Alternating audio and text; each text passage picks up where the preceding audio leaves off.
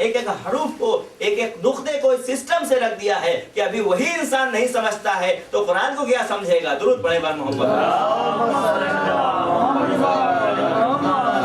लिहाजा दुनिया में कोई भी ऐसी किताब नहीं है कि जैसा कि कलाम पाक है, और हमें उसकी कद्र करनी होगी और उसको समझना होगा। लेकिन समझने के लिए शर्तें तो देखिए आगे। दुरूद पढ़े बार मोहम्मद। हिदायत है उन लोगों के लिए कि जिन्होंने तकवा अख्तियार किया। अब सवाल ये पैदा होता है कि ये तकवा है क्या चीज। पहला सवाल, तकवा मिलेगा कहां से। दूसरा सवाल, तकवा पे हम अमल करेंगे कैसे। तीसरा सवाल, दामन वक्त में गुंजाइश कम है लेकिन इशारतन जल्दी जल्दी बातें कहता हुआ चलूं कि सबसे पहला सवाल ये है कि तकवा है क्या चीज। इमाम हसन अस्करी अलैहिस्सलाम हसन अस्करी अलैहिस्सलाम से किसी शख्स ने पूछा कि ये तकवा किसको कहते हैं, तो इमाम ने एक मिसाल के जरिए इस बात को साफ किया कि तकवा यूं समझ लो कि एक इतना सकरा और पतला रास्ता हो कि जिसमें चारों तरफ कांटे लगे और आप रेशमी लिबास पहनकर उससे गुजर रहे हैं और उधर से उस गली में तेज हवा का झोंका आ रहा हो और आपके कपड़ों को उड़ा रहा हो, और इस हालत में आप उस गली से गुजर जाएं कि आपका कपड़ा कांटे में फंसने ना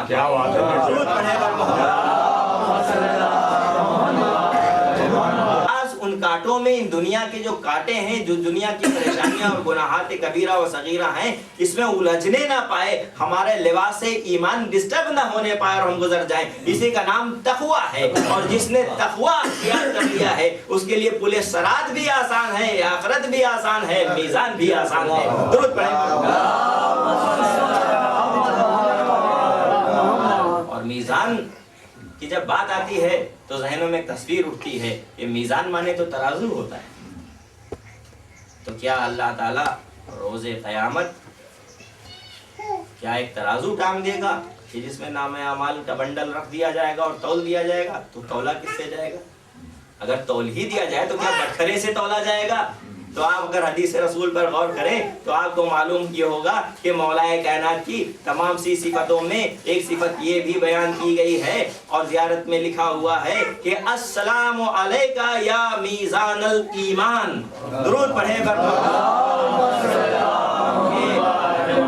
मीज़ानल आमाल, ए आमाल के मीज़ान, ए आमाल के पैमाने, सलाम हुआ आपके ऊपर। मालूम ये हुआ कि मौलाए कायनात के आमाल को पैमाना बनाया है अल्लाह ने और उसी से आपके आमाल को मिला के देखेगा। अगर मुताबिक़ अली है तो आपको पास कर देगा, मुखालिफ अली है तो आपको जहन्नुम में डाल देगा। दुरूद पढ़े पर मोहम्मद।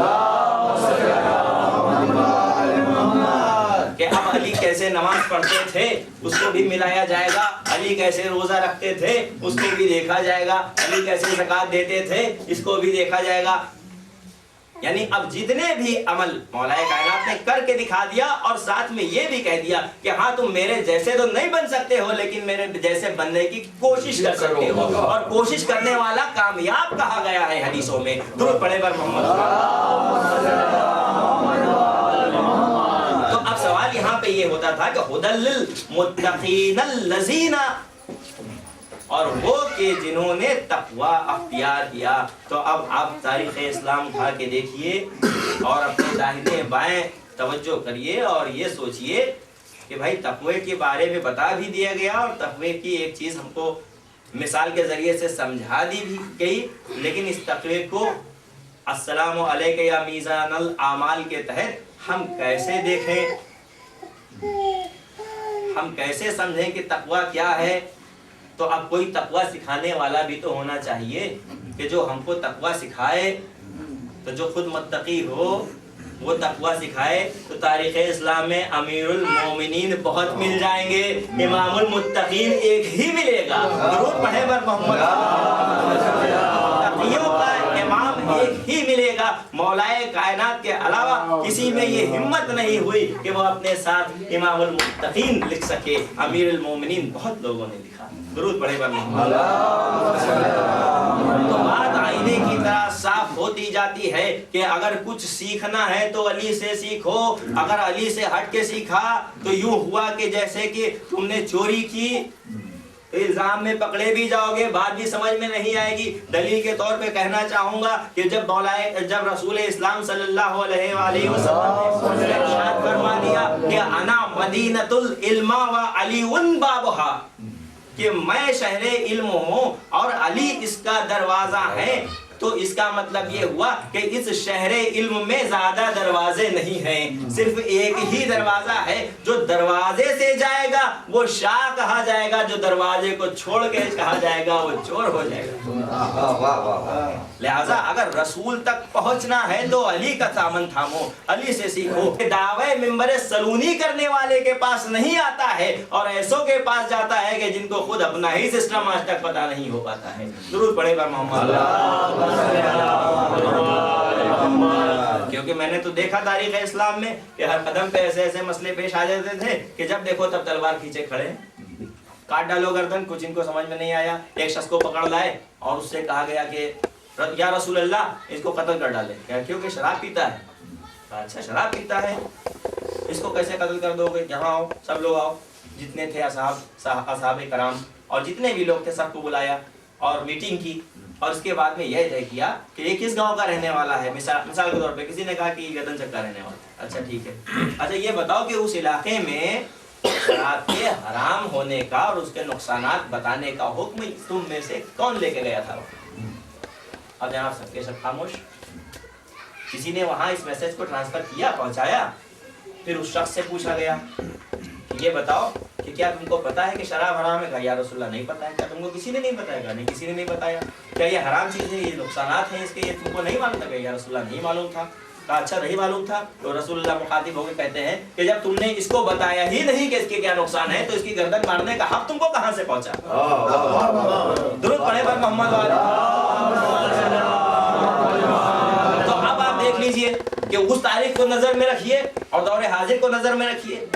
ये जो अपने आप को मुसलमान कहते हैं और तलवारें AK-47 लेके घूमते हैं और जहाँ कोई मिलता है उसको कत्ल कर डालते हैं, वो ये भी नहीं देखते हैं कि मोमिन है या काफिर है या मुशरिक है। उसको ये नहीं बताते हैं कि इस्लाम क्या है, बल्कि ये पूछते हैं मुसलमान हो या नहीं। और मुसलमान में भी कैटेगरी बांटते हैं कि तुम ये हो या वो नहीं, और इसके बाद उसको गोली मार देते हैं, वो हलाक हो जाता है। अगर रसूलुल्लाह ने भी यही सिस्टम अख्तियार किया होता तो खाक आज इस्लाम बचा होता। ये लोग जो कहते हैं कि इस्लाम तलवार से फैला, तो तलवार की हुकूमत तभी तक चलती है कि जब तक तलवार की धार का खौफ तारी रहता है, और जब तलवार की धार का खौफ हट जाता है तो हुकूमतें फिर वापस हो जाती हैं, फिर लोग अपने असल पे वापस चले जाते हैं। इस्लाम तलवार से नहीं अखलाक से फैला है।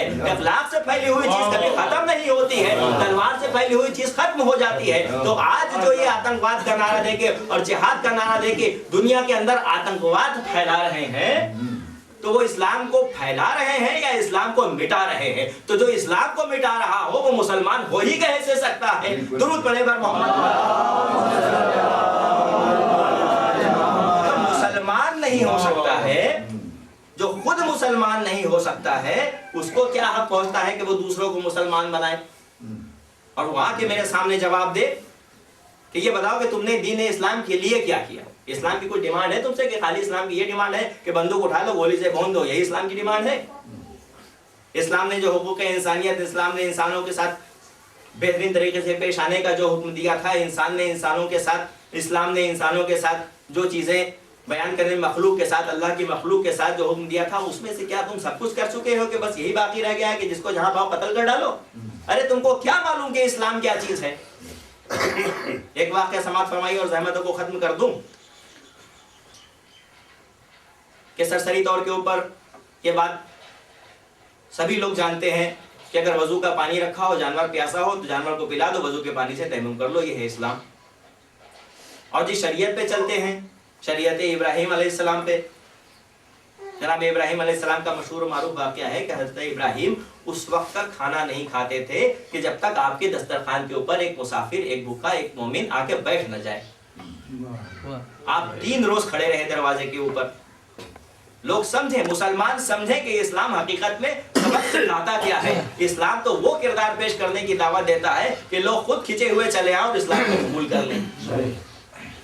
हज़रत इब्राहीम अलैहिस्सलाम 3 दिन तक अपने दरवाजे पे खड़े रहे और तीनों दिन कोई आदमी ऐसा नहीं मिला कि जो खाना खाने वाला हो जाए तो मैं उसके साथ बैठ के खाना खा लूं। चौथे दिन एक शख्स मिला भी, वो आके बैठा और हज़रत इब्राहीम अलैहिस्सलाम बहुत खुश थे और कहा चलो अच्छा हुआ, हम कई दिन से बहुत फिक्र में थे कि हमारे दरवाजे पे मेहमान क्यों नहीं आ रहे। मेहमान अल्लाह की रहमत और बरकत होती है, मेहमान अपने साथ रिस्क लेके आता है, मेहमान जिसके घर में आता है फरिश्ते उसके ऊपर दुरूद और सलाम भेजते हैं। मेहमानों से घबराना नहीं चाहिए, मेहमान अल्लाह की रहमत होते हैं। अब मेहमान जब आके बैठा तो हज़रत इब्राहीम अलैहिस्सलाम ने कहा बिस्मिल्लाह।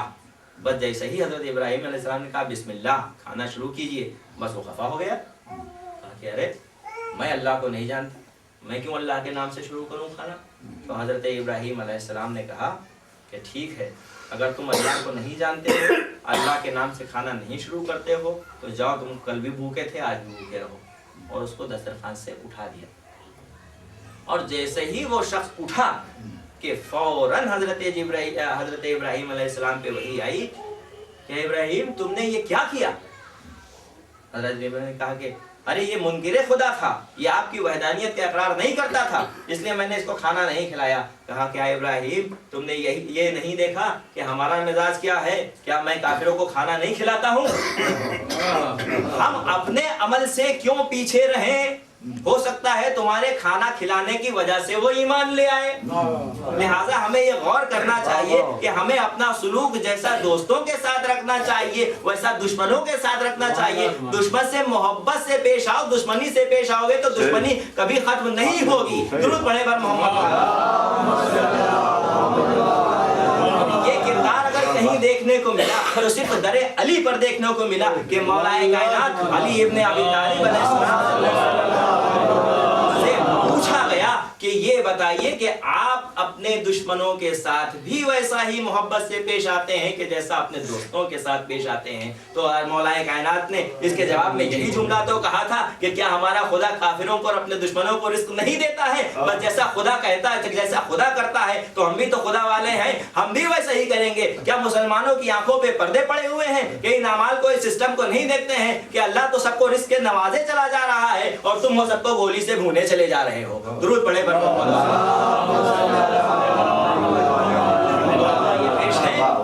दावा ये पेश है कि हम सच्चे मुसलमान हैं। खाक मुसलमान हो, सूरह बकरा की आयत को पढ़ लो, सारी बात सामने आ जाएगी। ऐ रसूल इनसे कह दीजिए कि रूए जमीन पे फसाद मत फैलाएं। देखिए ऐसा लगता है कि कुरान आज के लिए लिखा गया है, इस दो चार साल के लिए ही कुरान नाजिल किया गया था कि ऐ रसूल इनसे कह दो कि ये रूए जमीन पर फसाद मत फैलाएं। तो ऐ रसूल जब इनसे तुम कहते हो तो ये कहते हैं हम फसाद कहाँ फैलाते हैं? हम तो लोगों को मुसलमान बनाते हैं। हम लोगों को इस्लाम से, कुरान की आयत बयान कर रहा हूँ, कोई हदीस और रवायत नहीं बयान कर रहा हूँ। सूरह बकरा की आयत है कि हम फसाद कहाँ फैलाते हैं। यह गोया कि अल्लाह को यह पता था कि ये जो कुछ भी करेंगे ये सब फसाद होगा, ये इस्लाम नहीं होगा।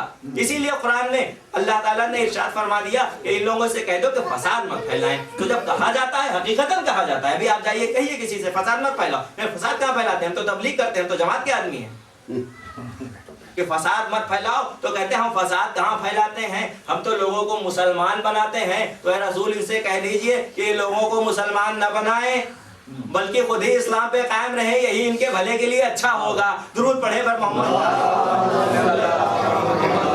मुझे तो ये लगता है कि कुरान पढ़ते ही नहीं है, या पढ़ते हैं तो इनके दिल में शक व शुबहे बाकी रहते हैं। और कुरान ने कह दिया है कि ज़ालिकल किताबो ला रैब, ये वो किताब है कि जिसपे जरा बराबर शक की गुंजाइश नहीं है। अगर शक की गुंजाइश रखोगे तो तुम मुसलमान नहीं हो सकते हो, और अगर शक दिल से निकाल सकते हो तो तुम काफिर नहीं हो सकते हो। तो सिर्फ दो कैटेगरी में बांट दिया गया है, या तो तुम मुसलमान हो जाओ या काफिर हो जाओ, बीच वाले मत हो, क्योंकि बीच वालों को न दुनिया पसंद करती है ना आखिरत पसंद करती है।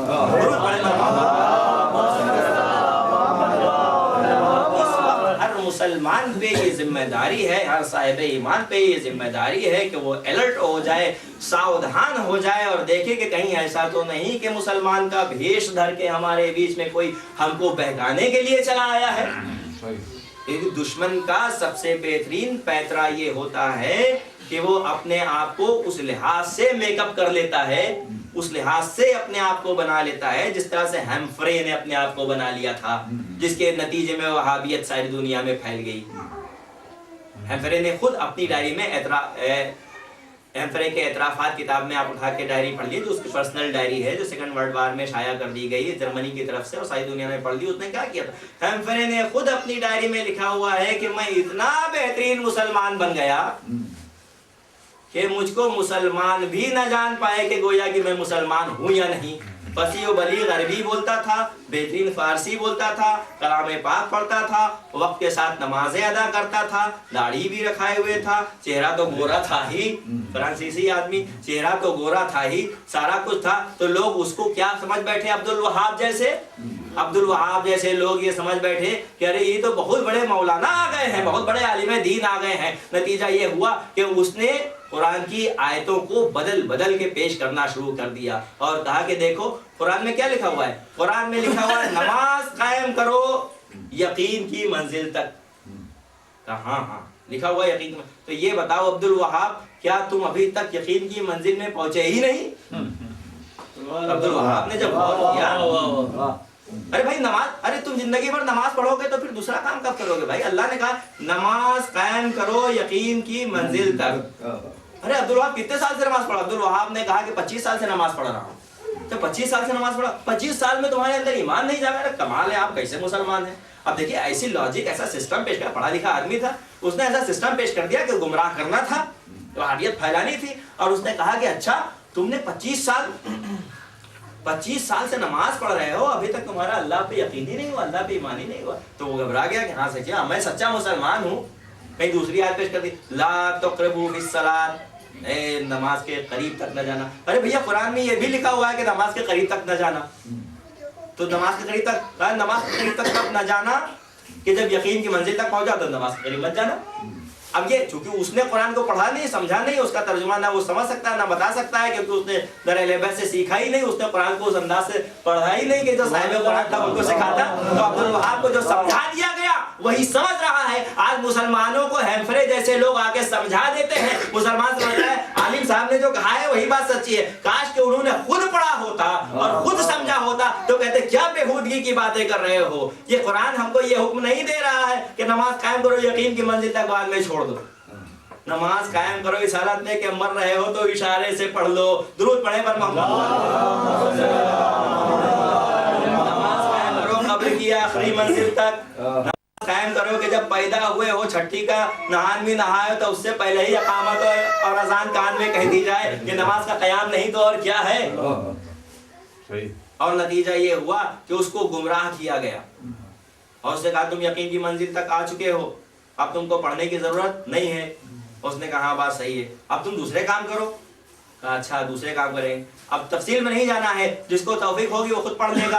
हमफरे के एतराफात किताब है जो कि खुसूस की पर्सनल डायरी है, उसका सिर्फ तर्जुमा करके पाकिस्तान से हमारे सुन्नी उलमा हजरात ने शाया किया है, जो रफ्ता रफ्ता हम तक भी पहुंच गई है और दुनिया में बहराइच की तमाम लाइब्रेरी में मौजूद है। जिससे चाहिए उससे मांग लीजिए और पढ़ लीजिए, समझ लीजिए कि ये कहाँ से फैलाया गया और कहाँ तक पहुंच गया। अब इंसान जड़ को जानता ही नहीं, अब अपने आप को वहाबी नहीं कासमी कह के छुटकारा पा लेता है, लेकिन हकीकतन वहीं पे रुका हुआ है कि जहाँ से फैलाया गया था।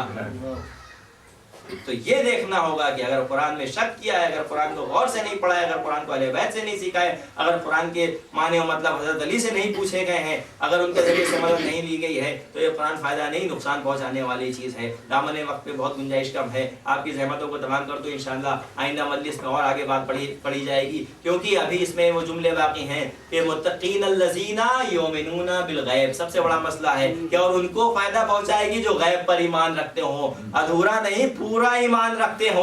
अल्लाह गायब है, ईमान कायम है।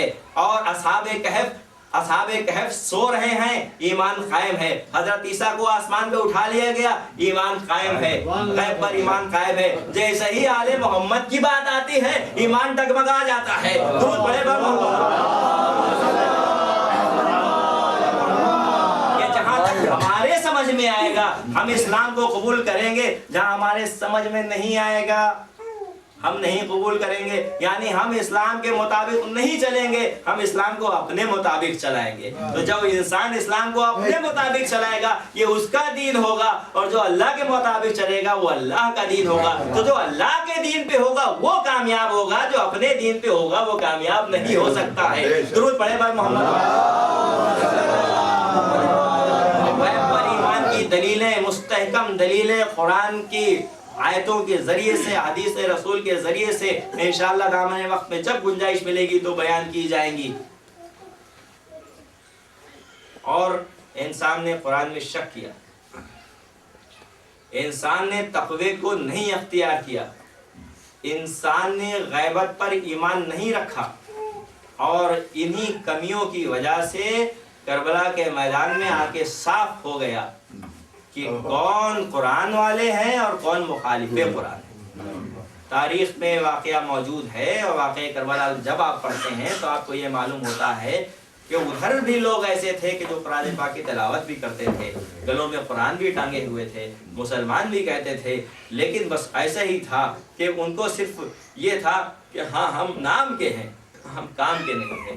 जो काम के थे वो 72 थे, जो नाम के थे वो 6 लाख थे। उनका नाम का 6 लाख होना बेकार है, यहाँ काम का 72 होना बहुत कारगर हो गया। और इमाम हुसैन अलैहिस्सलाम ने करबला के मैदान में इस बात को जाहिर कर दिया कि हमारी लड़ाई सिर्फ हक के लिए है, हम अपनी गर्दन कटाएंगे, हक के लिए कटाएंगे, कुरान के लिए कटाएंगे, तहफ़्फ़ुज़ काबा के लिए कटाएंगे, रसूल इस्लाम की रिसालत की बका के लिए कटाएंगे, और मुसलमानों की फलाह और बहबूद के लिए अपनी गर्दन को कटाएंगे। और इसीलिए तो मदीना छोड़ते वक्त इमाम हुसैन ने कहा था कि मैं मदीना छोड़ रहा हूँ अपने नाना की उम्मत की इस्लाह के लिए, उनकी बका के लिए, उनकी पहचान के लिए, उनकी फ़ायदे के लिए अपने मदीने को छोड़ रहा हूँ। बस मदीने को छोड़कर करबला के मैदान में आ। मुहर्रम की आज 5वीं तारीख, छठी तारीख है, और 5 रोज हो गए हैं इमाम मज़लूम को करबला की ज़मीन पे कदम रखे।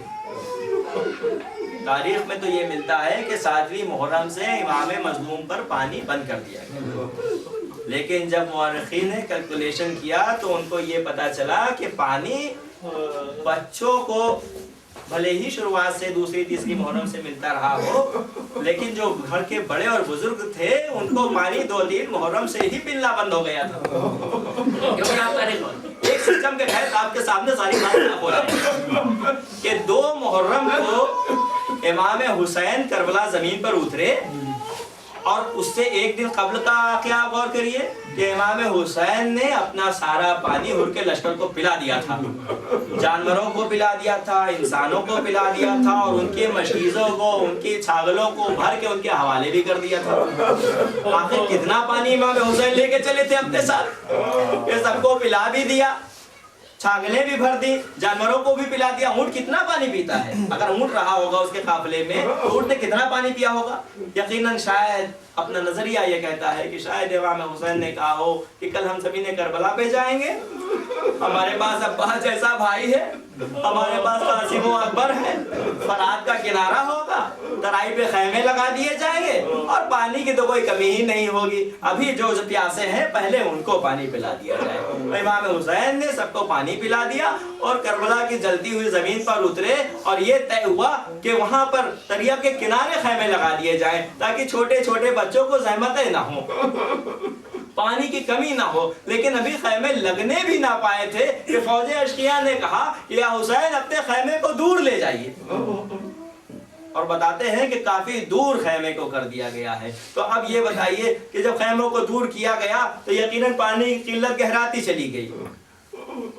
लिहाजा कई जगह ये भी देखने में आया कि इमाम मजलूम तो कई रोज के प्यासे थे, 3 दिन के प्यासे न थे, कई रोज के प्यासे थे।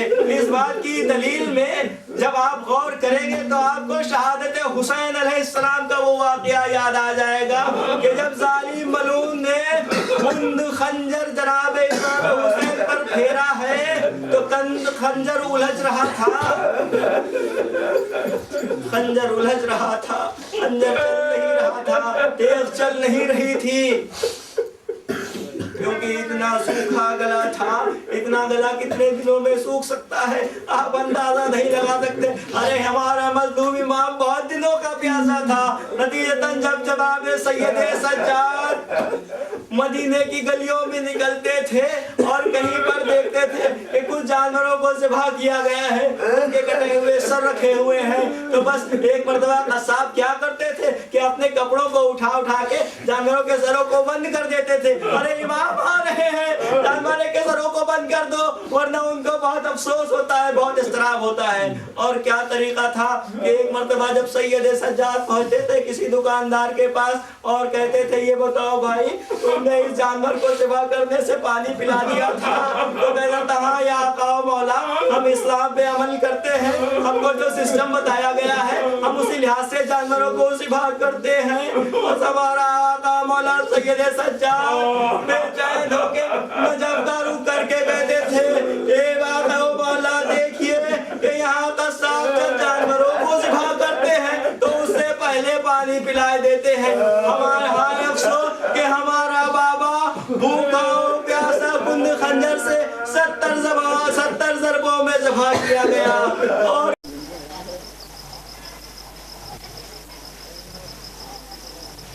आओ बड़ा खुले तभी देखा ना भाई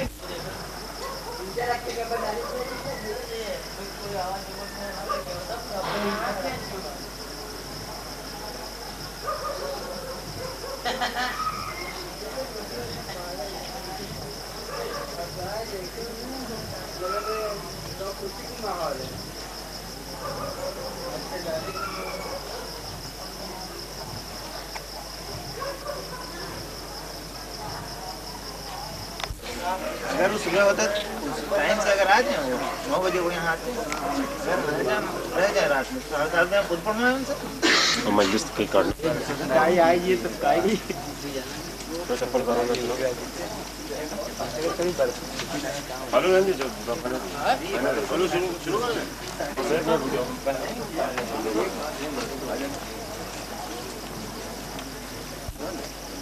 ये अंदर चलिए।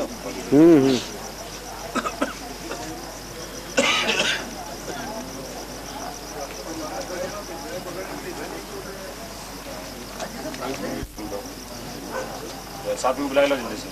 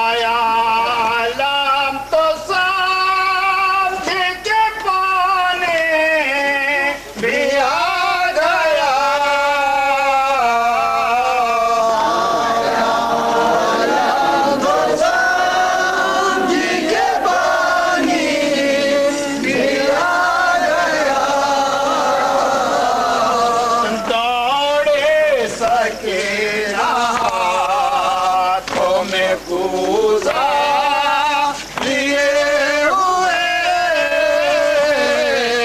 किसका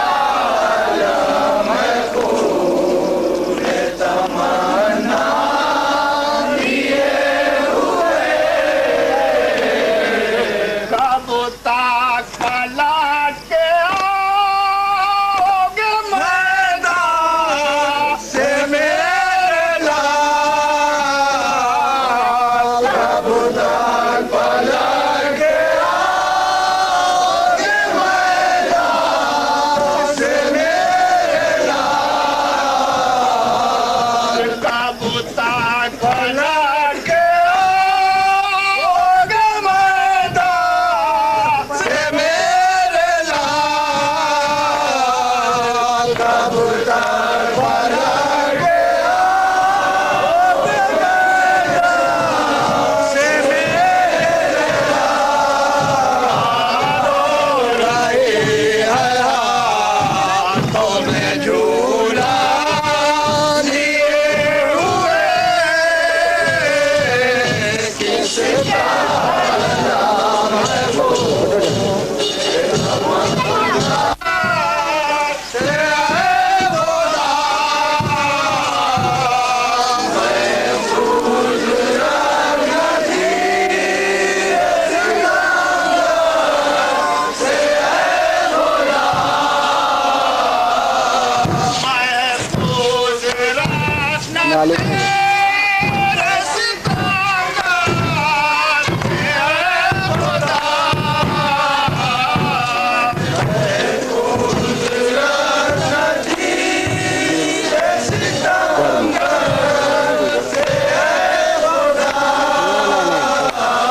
बांध दे बांध को बांध दे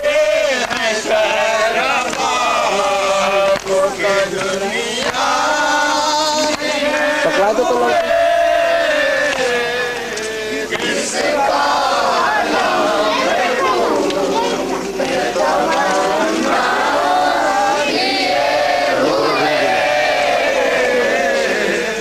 आया आलम को सांझी के पानी दिया गया आलम को सांझी के पानी दिया गया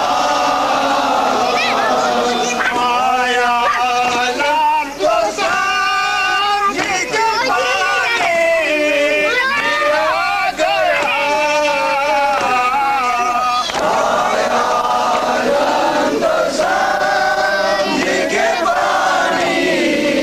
दिया गया दौड़े सकीना हाथों में कूदा लिए हुए किसका नाम है खूब तमन्ना लिए हुए किसका नाम है खूब तमन्ना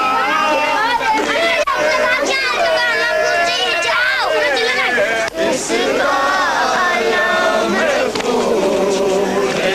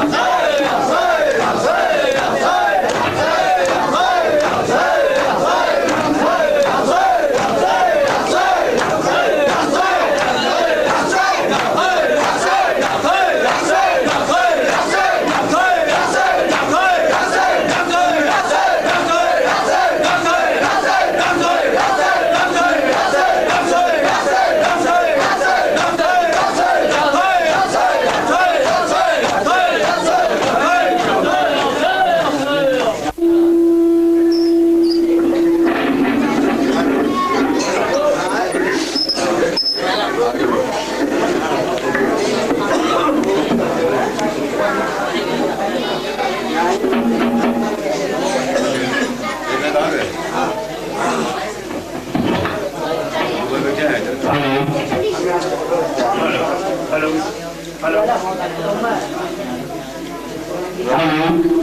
रहने दो उससे कह दो रहने दो ठीक है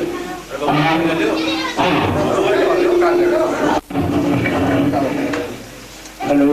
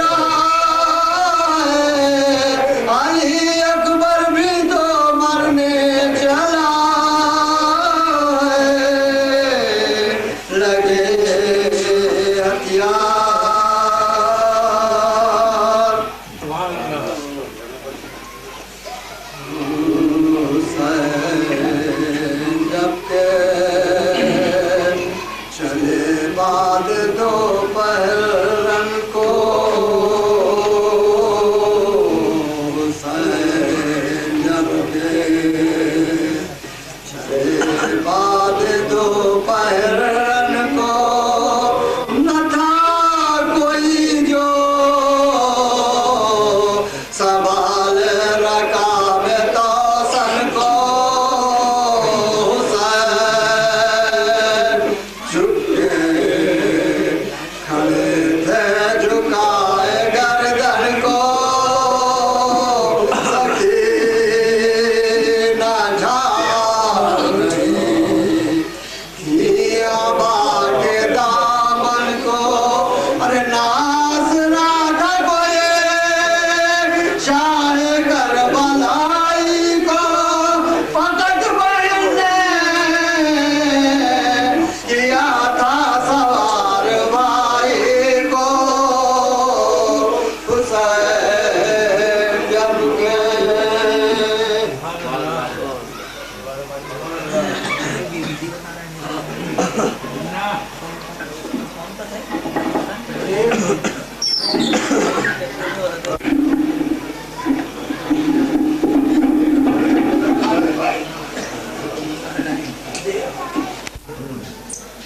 अक्सीर को देखा, नतिला को देखा, बेसूद अनीस हर दवा को देखा, और हर दर्द के वास्ते सरीम तासीर देखा, तो फकत खाके शबा को देखा।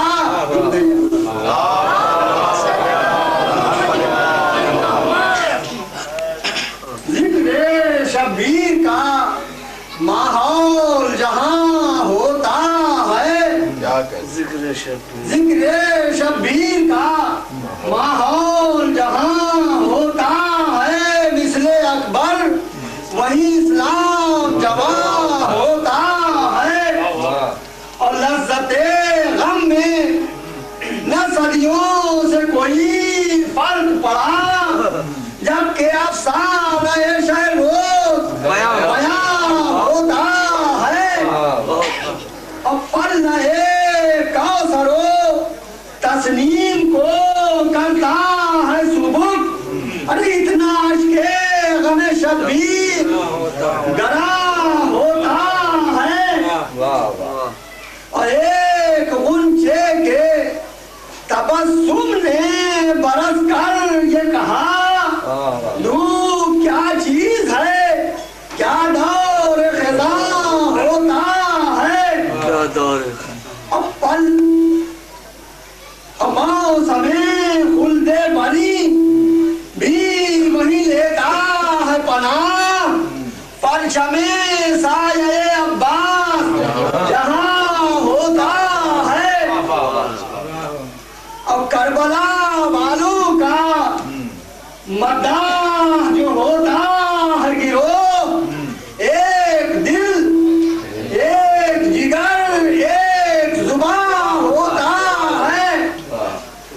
और जिक्र सरवर की हकीकत से गुरेजा है जो शख्स, उस पे शबीर के कातिल का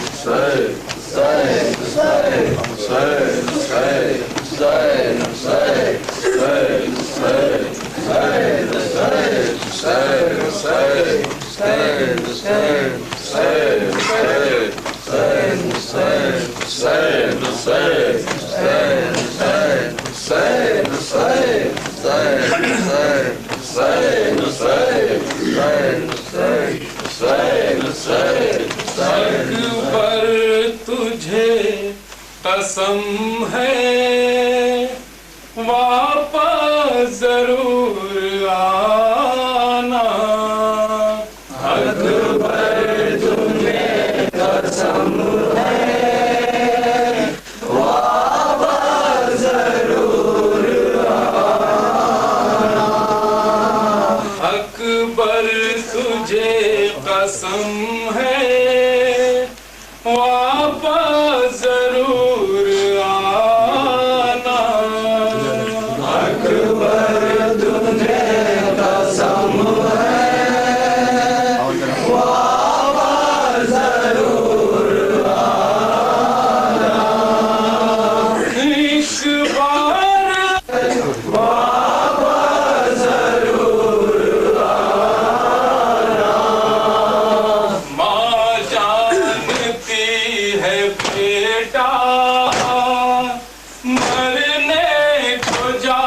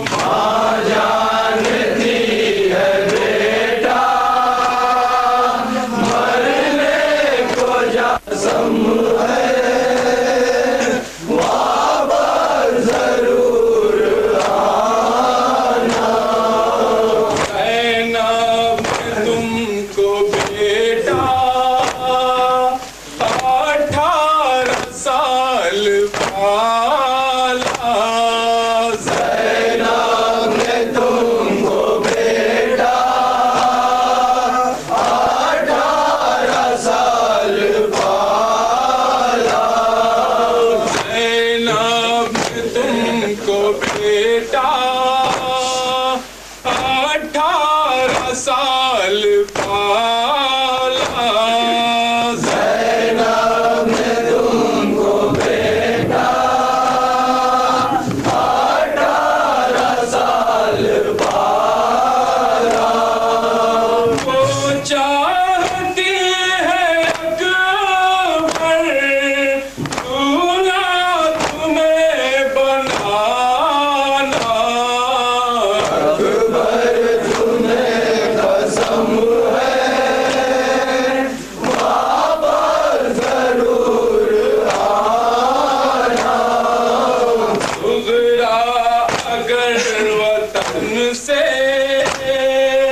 खत तेरे नाम भेजे सुगरा अगर वतन से खत